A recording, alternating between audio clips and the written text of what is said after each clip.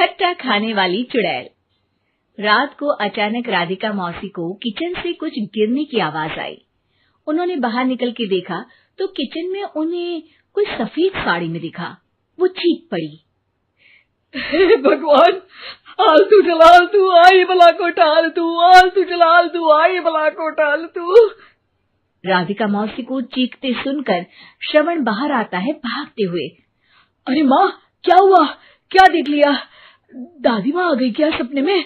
अरे बेटा, रसोड़े में देख तो कौन है? श्रवण रसोड़े में झांक कर देखता है और उसे कोई नहीं दिखता अंदर।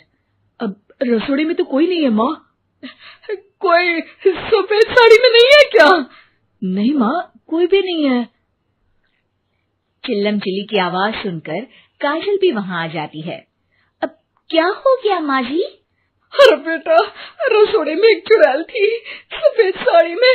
अरे क्या कर रही थी वो अंदर? अरे बताया नहीं, कल आएगी ना तो पूछ लूंगी। चुड़ैल जी, आपका क्या प्लान है? माँ जी, रात बहुत हो गई है, आपने कोई बुरा सपना देखा होगा, चलिए सो जाइए। राधिका मौसी सोने तो चली जाती है, पर उनको रात भर नींद ही नहीं आती। वो कुछ भी उलझुल बातें सोचने लगती है। कहीं चुड़ैल की वजह से तो घर में टेंशन नहीं हो रहा, कहीं उसी की वजह से तो वो दादी नहीं बन पा रही। सुबह जब राधिका मौसी रसोड़े में छानबीन करती है तो पाती है कि नींबू का अचार गायब है। चुड़ैल नींबू का अचार ले गई? मुझे तो ठीक नहीं लग रहा कुछ। चुड़ैल को भी पता है कि जिंदगी का असली मजा तो खट्टे में ही है। राधिका मौसी झट से श्रवण को फोन कर देती है। बेटा, मुझे समस्या समझ में आ गई है, हमें एक तांत्रिक की जरूरत है। अरे क्या बोल रही हो माँ, तांत्रिक की क्या जरूरत है? आप पूजा पाठ तो कर ही रही हो ना। आलतू जलालतू मंत्र सारे फालतू जैसे कुछ मंत्र पढ़ो, चली जाएगी अपने आप चुड़ैल। अरे नहीं बेटा, कभी चुड़ैल को कम नहीं समझते। अरे तुझे पता भी नहीं चलेगा कि कभी वो छल करके काजल की जगह घर की बहू खुद बन जाएगी। क्या माँ, कुछ भी बोल रही हो? कहाँ काजल और कहाँ चुड़ैल? वैसे एक बात बताओ, काजल को अगर गाने के लिए बोल देना तो चुड़ैल काजल की आवाज सुनकर घर तो क्या, धरती लोग छोड़कर चली जाएगी। तुम ना पढ़े लिखे बच्चे हर चीज को मजाक समझते हो। तुम रहने दो, मैं खुद ही तांत्रिक को बुला लेती हूँ। अच्छा सुन, शाम को इमली लेके आना। क्या है कि चटनी खाए बहुत दिन हो गए है ना? नहीं माँ, इमली तांत्रिक से ही मंगवा लो ना, आटा वगैरह भी उसी से पिसवा लेना। देखो मुझे काम करना है। श्रवण रात को कई तरह की सब्जियों के साथ माँ के कहने पे चटनी के लिए इमली भी ले आया था, लेकिन राधिका मौसी के दिमाग में अलग ही फिल्म चल रही थी। उन्हें अब सिर्फ शक ही नहीं यकीन होने लगा था कि शायद चुड़ैल ने श्रवण पर अपना जाल बिछा दिया था, जिस वजह से श्रवण उनकी बात ही नहीं मान रहा था। पर कोई नहीं, आने वाली रात में राधिका मौसी खुद तैयार हो गई चुड़ैल को पकड़ने के लिए।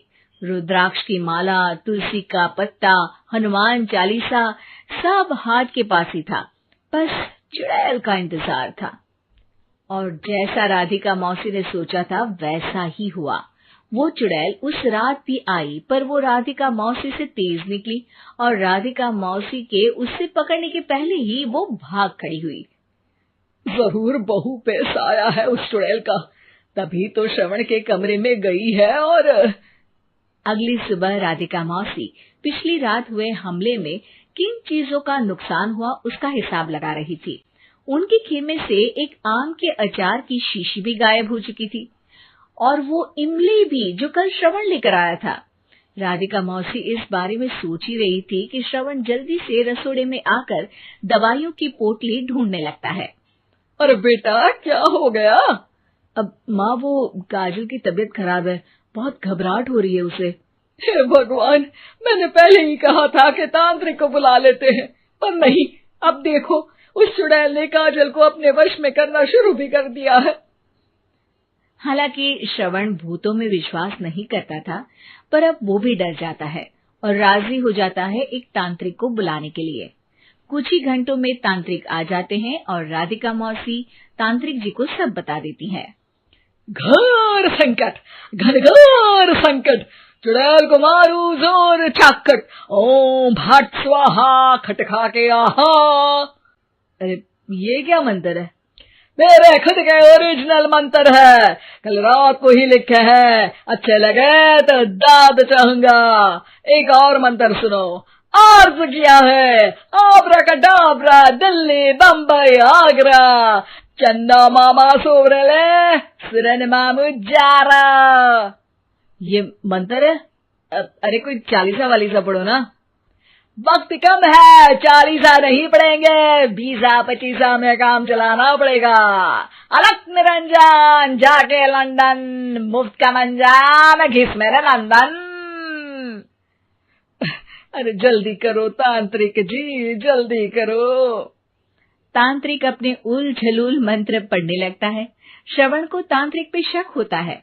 वो अपने एक डॉक्टर दोस्त को कॉल कर देता है ताकि कोई अनहोनी हो तो इमरजेंसी में चीजें मैनेज हो जाए। तांत्रिक धुनी रमाता है, जिसकी वजह से कमरे में काफी धुआं हो जाता है और जिसकी वजह से बहू की घबराहट बढ़ जाती है। अब भागेगी चुड़ैल। हाँ। बहू खांसते हुए धुएं से बचने के लिए बाहर चली जाती है। अरे भाग रही है, भाग रही है। पीछे पीछे श्रवण भी जाता है। बहू एक सोफे पर बैठ जाती है। तभी डॉक्टर दोस्त आ जाते हैं और श्रवण को पानी लाने के लिए कहते हैं। थोड़े चेकअप के बाद डॉक्टर कहते हैं, मेरे हिसाब से जाप का काम पूरा हो गया है। क्या मतलब? अरे कुछ भी नहीं माँ, कोई चुड़ैल नहीं है, खुशखबरी है, अब दादी बनने वाली है। मगर वो सब अचार के डब्बे। श्रवण दोनों अचार के डब्बे अपनी माँ को दिखाता है, जो कि उनके बिस्तर के नीचे छुपे हुए थे। आपने सही बोला था माँ, वो चुड़ैल काजल ही थी जो खट्टा खा रही थी। हमें कल ही पता चला, पर हमने आपको ये तांत्रिक वाला काम करने दिया ताकि आपको भरोसा हो जाए कि भूत वगैरह कुछ होता ही नहीं। अच्छा अच्छा, ये तो बड़ी खुशी की बात है, पर बेटा मुझे एक झाड़ू तो ला दे। क्यों माँ? ये तांत्रिक का भूत उतारती हूँ मैं। अब तांत्रिक राधा मौसी के डर से घर से भाग निकलता है और राधा मौसी उसके पीछे भागती है। अरे संकट ये घनघोर है, तांत्रिक मुआ चोर है। अमर रोज दफ्तर से अपने घर आते हैं। दिन भर काम और टेंशन से जूझकर घर आते ही अपनी भड़ास निकालते हैं अपने परिवार पर। बस आज काम जल्दी खत्म हो गया, अब आराम से जाकर मैच देखूंगा। निकल जाता हूँ इससे पहले कि बॉस की नजर में आ जाऊं।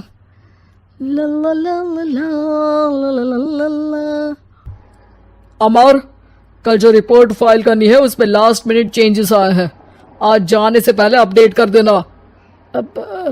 सर आज जल्दी जाना जरूरी है, बेटे को स्कूल के जरूरी सामान खरीदने ले जाना है ना। अब जब तक तुम पहुंचोगे मार्केट तो बंद हो गया होगा। सर इसलिए जल्दी जाना होगा। एक काम करो, कल जल्दी चले जाना। अमर बेबस होकर बॉस का ऑर्डर मानकर फिर काम में लग जाते हैं। किसी तरह मन मार कर काम खत्म करते हैं और चिड़चिड़े मन से घर पहुंचते हैं। निशा जल्दी से खाना लगा दो, इंडिया की बैटिंग खत्म होने वाली है। बॉस ने लेट करवा दिया। अरे इतनी देर से आए हो, थोड़ी देर बात तो कर लो। अरे सुनो, हटो यहाँ से, पापा को टीवी देखने दो। पता है ऑफिस में कितना काम रहता है, कितना काम करके आया हूँ मैं। तो मैं भी तो ट्यूशन जाकर आया हूँ। अब हाँ जाओ, जाके फिर होमवर्क कर लो, कल स्कूल भी जाना है ना। तो मैं उठ जाऊंगा, लेट नहीं करूंगा, अभी मेरा शो चल रहा है, मुझे देखना है। अरे समझ नहीं आ रही बात, एक बार में एक थप्पड़ दे के समझाओ क्या। रिमोट दे और सोने जा।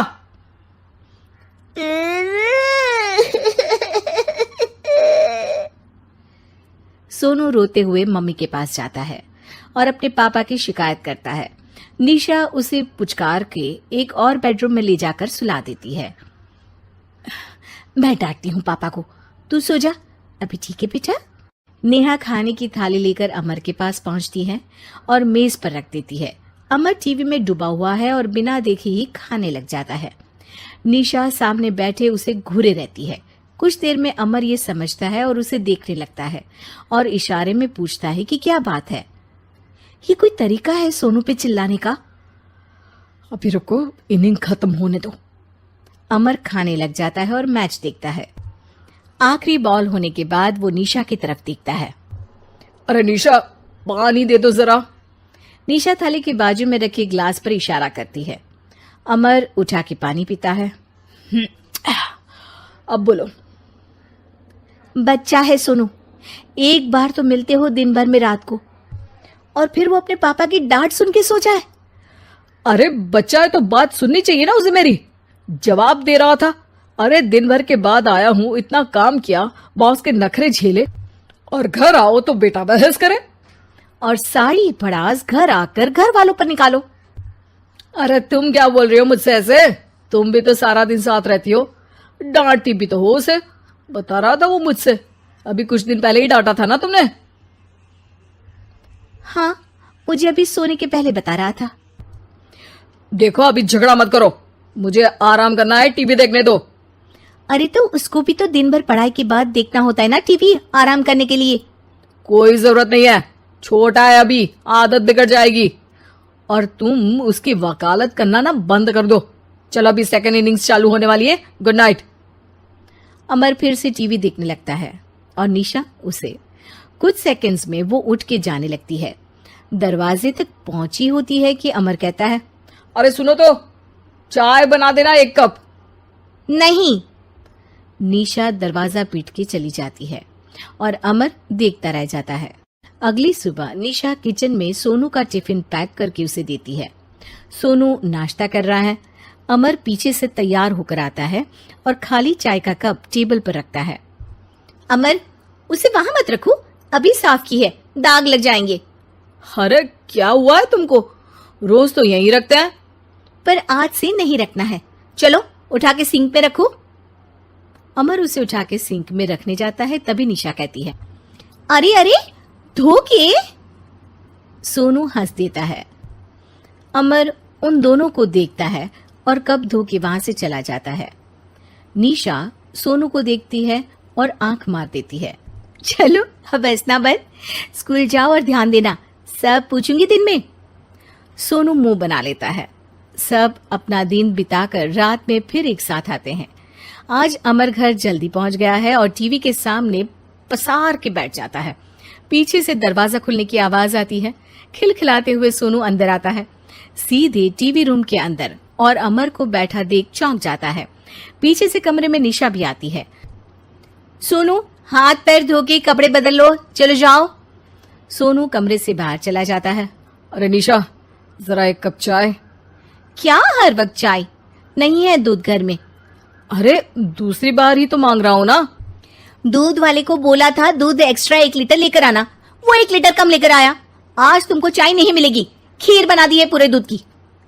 अरे दूध वाले की गलती के लिए मुझ पर क्यों चिढ़ रही हो? मैंने क्या किया? तुम भी तो यही करते हो ना। ऑफिस में किसी की गलती हो तो घर आके चीखते हो। चाय पीनी है तो दूध लाना पड़ेगा नीचे से। अरे पर तुम नीचे से ही आई ना। मैं भूल गई, तुम भी तो नीचे से आए। निशा कमरे से बाहर जाती है और सोनू अंदर आता है। वो अमर को देखता है, फिर कुछ बोलता नहीं है। अरे क्या हुआ सोनू? मेरा टीवी देखने का टाइम है अभी। आज रात को देख लेना। देखो आप ना परेशान मत करो, आज ऐसे ही टीचर से डांट सुन ली है, अब आपकी नहीं सुनने वाला। अच्छा, क्यों डांटा टीचर ने?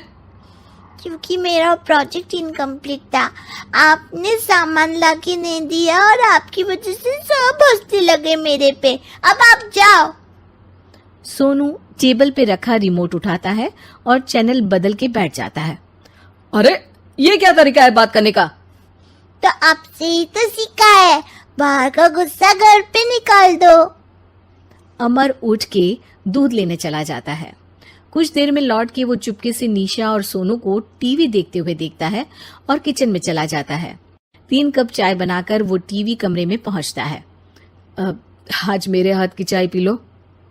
इस बदले बर्ताव को देख के निशा और सोनू चौंक जाते हैं। अपना कप उठाकर चाय पीने लगता है। अमर एक बैग निकाल के सोनू की तरफ बढ़ाता है। इसमें क्या है? प्रोजेक्ट का सामान और गिफ्ट।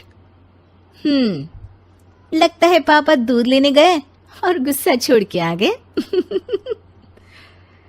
कैसी है सोनू के पापा के हाथ की चाय? स्वीट स्वीट, बिल्कुल मम्मी की तरह। और पापा की तरह नहीं? पापा की तरह कड़क है। सॉरी बेटा, अब समझ गया कि ऑफिस में कुछ भी हो उसे ऑफिस तक ही रखूंगा, प्रॉमिस। निशा और सोनू को गले लगा लेता है और उस दिन के बाद कभी घर की चिंता दफ्तर में नहीं गई और ना दफ्तर का टेंशन घर में आया।